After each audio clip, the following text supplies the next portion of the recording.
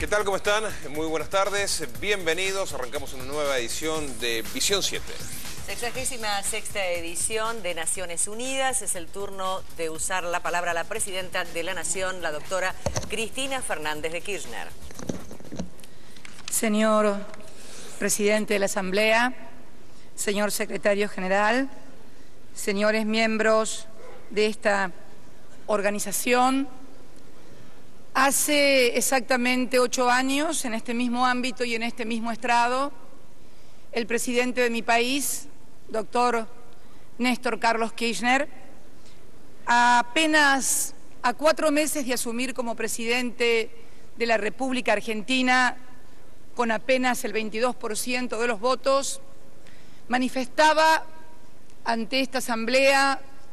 y dada la situación de nuestro país, la República Argentina, que había caído en default en el año 2001, que tenía cifras cercanas a 1/4 de la población sin trabajo, cifras de indigencia y pobreza superiores al 50%, planteaba la necesidad, ya en ese momento,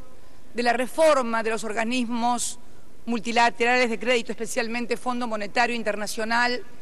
y también de los organismos políticos de esta honorable organización. En cada uno de los 5 discursos en que hizo en esta asamblea, como también en las 4 intervenciones, esta es mi 4ª intervención como presidenta de la República, hemos realizado las mismas apelaciones en un mundo que ha cambiado sustancialmente desde aquí 2003, donde la República Argentina parecía ser una oveja negra, alguien díscolo y descarriado que había incurrido en el default por una conducta de incumplidores seriales. En realidad, habíamos sido víctimas de lo que yo denomino ser conejillo de indias de las experiencias de los años 90 de las políticas neoliberales. Mucho ha pasado de aquel momento de una Argentina que defaultió la deuda más grande, por lo menos hasta ahora, en toda la historia de la humanidad, 160.000 millones de dólares. En estos 8 años, la Argentina ha reestructurado su deuda, haciendo una reducción del 160% que comprendía del PBI a menos del 30%. Los índices de pobreza e indigencia se han reducido a 1 dígito y todavía debemos seguir dando pelea. Tenemos un índice de desocupación que es uno de los más bajos de toda la serie y hemos completado el ciclo de crecimiento económico más importante en nuestros 200 años de historia. De nuestra región, la América Latina, países emergentes que hemos crecido en estos últimos años, Argentina ha encabezado el índice de crecimiento y está pagando regularmente su deuda sin recurrir a los mercados de capitales. Los números, no se los voy a decir todos, pero hay números que son muy elocuentes. En el año 2003 destinábamos un 2% de nuestro PBI a la educación y un 5% al pago de la deuda. Hoy la Argentina dedica 6.47% de su PBI a la educación y un 2% de su PBI al pago de la deuda. La situación en el mundo hoy es sustancialmente diferente. Tenemos numerosas regiones y países en severos problemas. La Argentina no pretende erigirse en modelo ni ejemplo de nadie, pero sí volver a ratificar la necesidad de formular claras reglas en materia de transferencias de capitales, en materia de especulación financiera. Muchos aquí que han intervenido y seguramente otros lo harán, se han quejado de la especulación financiera con commodities, sobre todo en el sector de alimentos. Señoras y señores, Cuando uno observa el crecimiento del stock financiero global en relación al PBI global también, es decir, a lo que producimos en bienes y servicios el conjunto de los ciudadanos y empresas del mundo, puede advertir claramente el por qué estamos frente a un mundo donde la especulación parece no tener freno y trasladarse de un lado hacia el otro y de un país o de una región hacia la otra, afectando monedas, economías y también la vida cotidiana de los ciudadanos, destruyendo trabajos, impidiendo que tengan una educación digna, que tengan salud. Si uno observa la relación entre PBI global y stock financiero en la década del 80, esta era una relación de 1.1, es decir, había un stock financiero que era 1.1 vez igual a lo que producía el mundo en bienes y servicios. A partir de la década del 90 estas cifras se disparan geométricamente y se llega en el año 2008 a que el stock total financiero de activos financieros en el mundo sea 3.6 el PBI global. Ese formidable spread entre lo que produjimos, entre lo que lo producimos y lo que está en lo que yo denomino la economía del enter, porque en realidad si vamos a buscar estos activos son solamente apretar la regla de enter en una computadora y trasladarse de un lugar a otro, de una moneda a otra y producir una volatilidad como nunca se ha visto en los mercados y crisis recurrentes donde las bolsas suben y bajan todos los días, creando la destrucción de miles de trabajos, pero también formidables rentabilidades que alguien se lleva. Nosotros queremos reiterar una vez más, a la luz de nuestra propia experiencia, que reitero no pretende erigirse en modelo, la necesidad de que los organismos multilaterales de crédito trabajen muy fuerte en una regulación en materia de movimiento de capitales a nivel global y en materia de especulación financiera. Sin esto va a ser imposible alcanzar la tan mentada estabilidad en los mercados y, por lo tanto, abordar tanto de las economías emergentes que hemos venido sosteniendo el crecimiento de la actividad económica mundial, como también de los países desarrollados. Es clave que esto sea entendido porque hoy puede ser especulación sobre los alimentos, ayer lo era sobre el petróleo y mañana lo puede ser sobre las pastillas de menta si esto da rentabilidad y coloca en un posicionamiento a estos capitales que se trasladan sin ningún tipo de control ni regulación de un lado a otro del mundo. En esto debo decir que cuando, como miembro del G20 en la reunión de Londres, se decidió inyectar una formidable cantidad de recursos financieros al sector precisamente financiero que tenía problemas, sostuve en aquella oportunidad que era necesario garantizar que esos recursos que se inyectaban al mundo financiero pudieran ser volcados luego a la economía real, a la economía concreta, para poder generar trabajo, generación de productos, de servicios. Lamentablemente seguimos en la misma situación porque más allá de cambios a los que califico absolutamente de cosméticos, no se ha profundizado en la regulación que es necesaria. Es más, las calificadoras de riesgo, grandes responsables de muchas de las cosas que han pasado, califican, por ejemplo, a la Argentina como una economía marginal y calificaban hasta hace muy poco tiempo a economías que están a punto de caer en default en deudas mucho mejor calificadas que la que tenía la Argentina. Se exige también entonces una evidente regulación sobre las calificadoras de riesgos que han tenido también una gran responsabilidad en la crisis que hoy vivimos en determinadas regiones y que obviamente va a impactar en todos los países. No nos pone contentos el haber acertado pedir durante tanto tiempo la modificación, la reformulación de los organismos multilaterales de créditos. Al contrario, creemos que debía ser una tarea que ya estuviera empezada, que ya estuviera formulada, para precisamente poder evitar esto que estamos viviendo ahora y que para algunos son números en las bolsas, pero que para los otros son destrucción de esperanzas, de vidas. Y también decir, como lo decía el otro día con un colega cuando me tocó visitar Europa, que siempre las crisis económicas terminan impactando en los sistemas políticos. No hay posibilidades de profundas crisis económicas donde gente pierda su trabajo, donde millones caigan en la miseria, millones de personas pierdan su trabajo, su casa, su educación, su salud, sin que esto implique también profundas transformaciones políticas. Y cuando estas transformaciones políticas sobrevienen productos de grandes crisis económicas, hay experiencias que, bueno, que me evito comentar,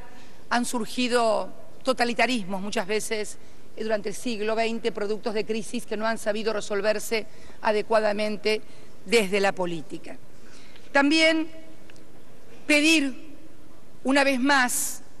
la reforma de esta importante organización que representa la multilateralidad, algo que hemos defendido consecuentemente siempre, la necesidad de un mundo más plural, más diverso y de democratizar los organismos políticos como Naciones Unidas y fundamentalmente su Consejo de Seguridad. Nosotros no compartimos la necesidad de ampliar los miembros permanentes, al contrario, creemos que es necesario eliminar la categoría de miembros permanentes y también eliminar el derecho de veto que impide realmente que este Consejo de Seguridad cumpla con la verdadera función que tuvo cuando fue pensado en un mundo bipolar, en donde era necesario el derecho de veto, porque el mundo bipolar, el temor al holocausto nuclear, daba en ese derecho a veto de los miembros que lo integraban el equilibrio necesario para contemplar la seguridad de la humanidad. Hoy ese equilibrio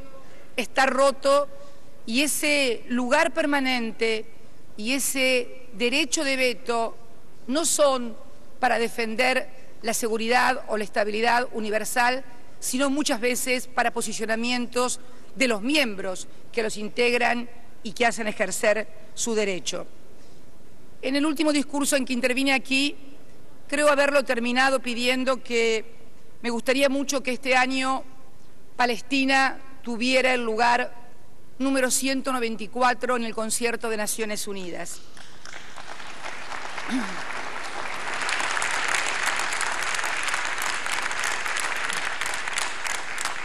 Mi país,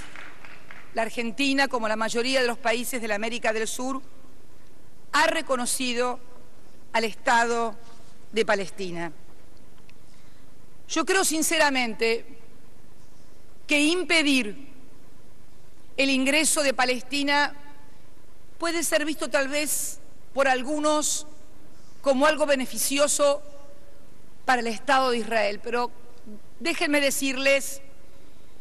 desde la autoridad que nos da ser un país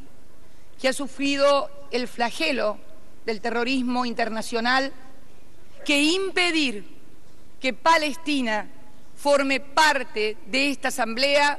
es seguir dándole coartadas a los que ejercen el terrorismo a nivel internacional y que encuentran en este desconocimiento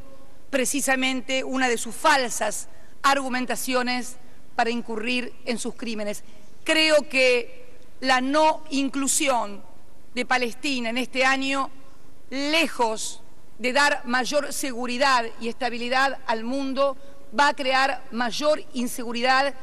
y condiciones absolutamente desfavorables para lo que debe ser el prestigio de un cuerpo que debe representar los intereses de todos los ciudadanos globales. Por eso ruego que Dios ilumine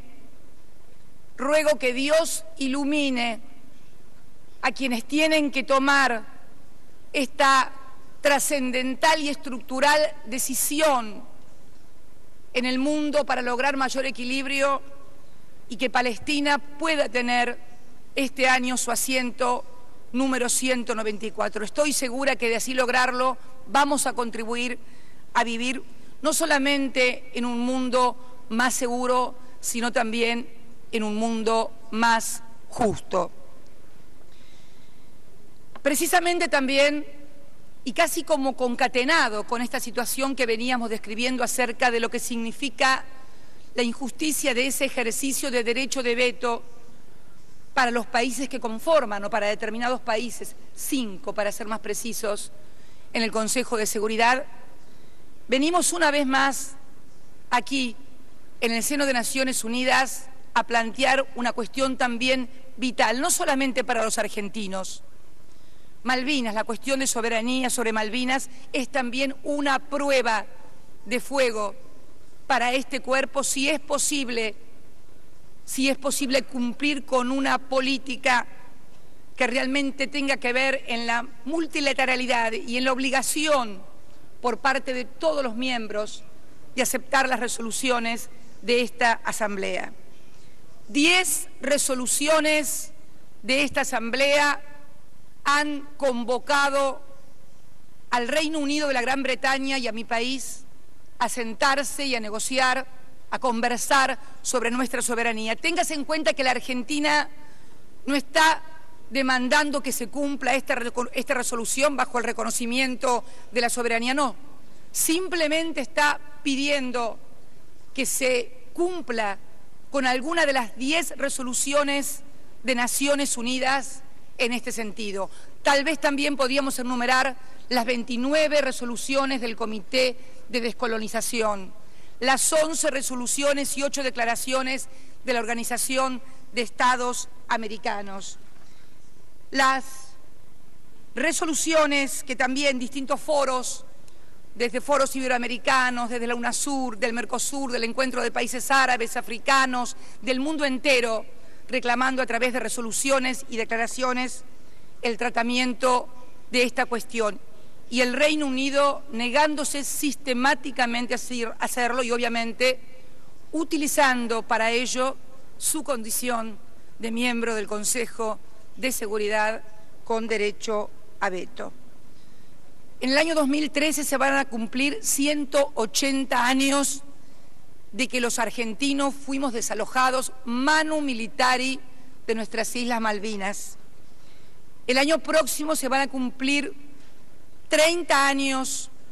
de un episodio sobre el cual pivoteó el Reino Unido, cometido por la más terrible dictadura de la que se tenga memoria y de la cual también fuimos víctimas los propios argentinos, y me enorgullezco también de ser el gobierno que en materia de derechos humanos y juzgamiento a los responsables de crímenes y de genocidios se está llevando hoy, y seamos un ejemplo también en el mundo en este sentido. Por eso creo que asentarse en aquel episodio no es más que otra de las tantas coartadas para no cumplir con las resoluciones de Naciones Unidas, y lo que es peor, yo pido a todos que se miren en el espejo de un mundo que viene, donde van a ser necesarios recursos naturales, y ver hoy cómo nuestros recursos naturales, pesqueros y petroleros, son sustraídos, apropiados ilegítimamente por quien no tiene ningún derecho. Obviamente, creo que no hace falta recalcar que nadie puede alegar dominio territorial a más de 14.000 kilómetros de ultramar. Está claro que es una ocupación ilegítima. Pero igualmente convocamos una vez más al Reino Unido a cumplir con las resoluciones de Naciones Unidas. En estos días se han producido verdaderas provocaciones, ensayos misilísticos en mayo, en julio, que fueron denunciados inclusive ante la OMI, que también al Reino Unido, el interés argentino en el diálogo. Pero también es cierto que ha transcurrido mucho tiempo y que manifestamos ante esta Asamblea que vamos a esperar un tiempo razonable más, pero que si no nos vamos a ver obligados a comenzar a revisar los entendimientos provisorios aún vigentes, haciendo especial hincapié en que la cuestión de la soberanía debe estar incluida en esas obligaciones. Ustedes se preguntarán a qué me refiero. A la declaración conjunta y canje de notas del 14 de julio de 1999, cuando se dispuso la reanudación de un vuelo regular semanal operado por la empresa LAN Chile entre Punta Arenas y las Malvinas, con 2 escalas mensuales, una en cada dirección en Río Gallegos. La Argentina no tiene intenciones de agravar la situación de nadie, pero también es justo que esta Asamblea y que el Reino Unido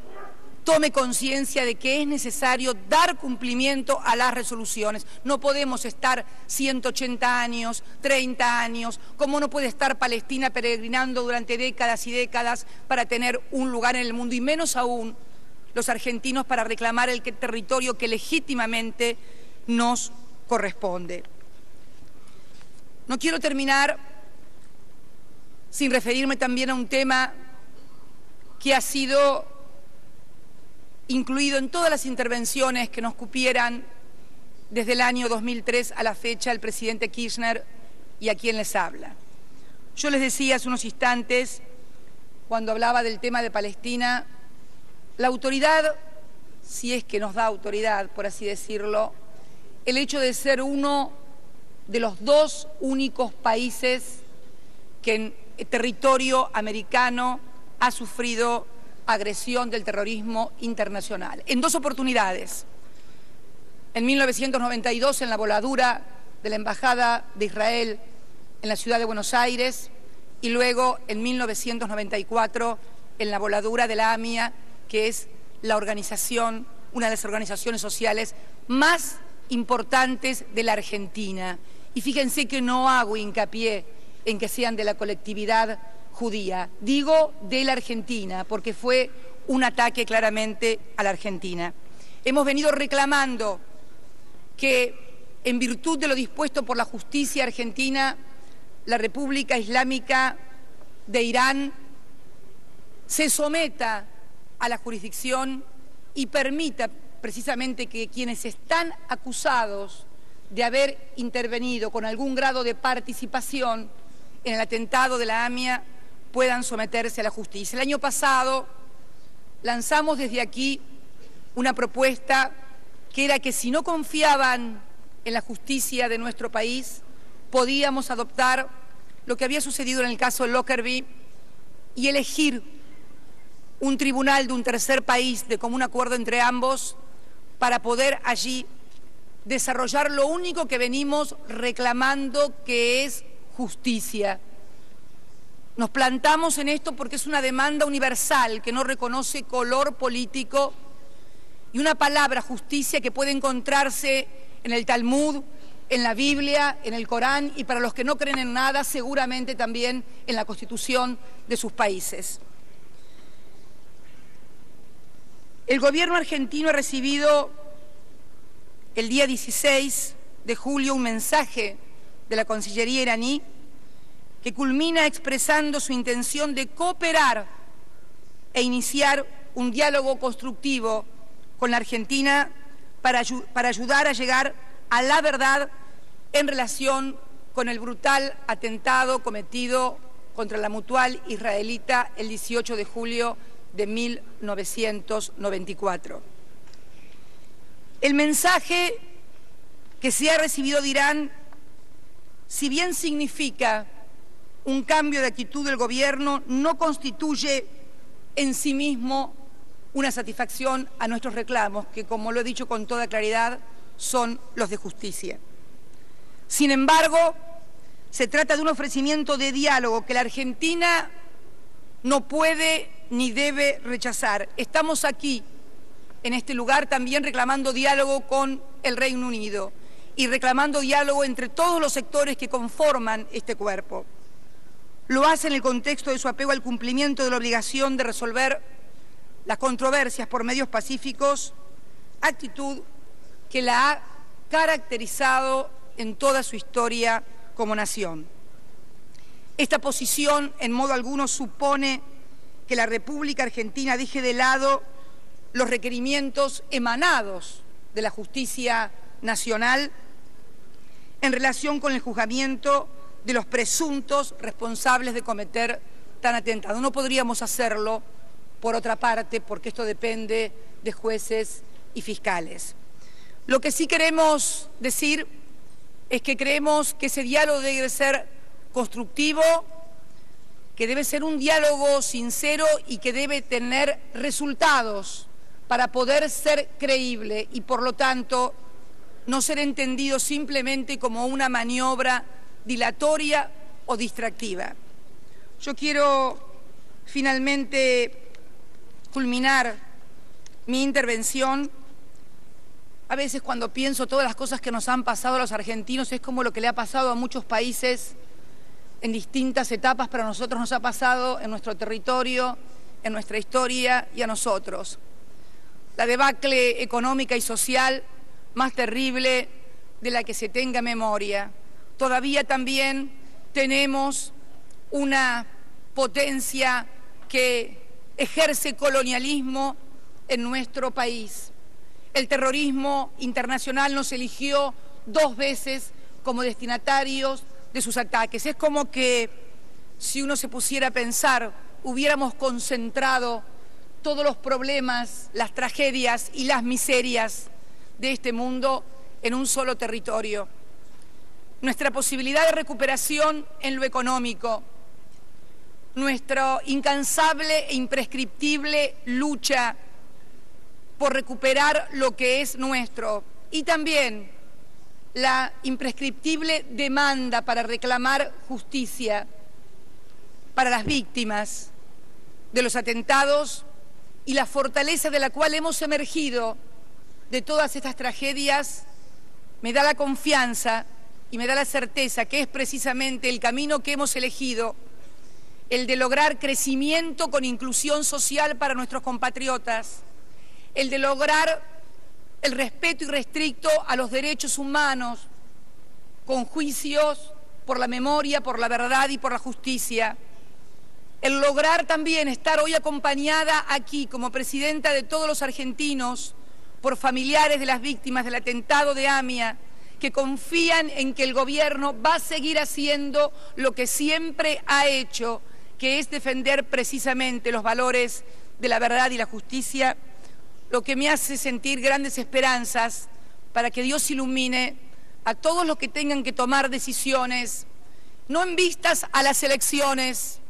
sino en vista al destino del mundo en las próximas décadas. Por eso quiero saludar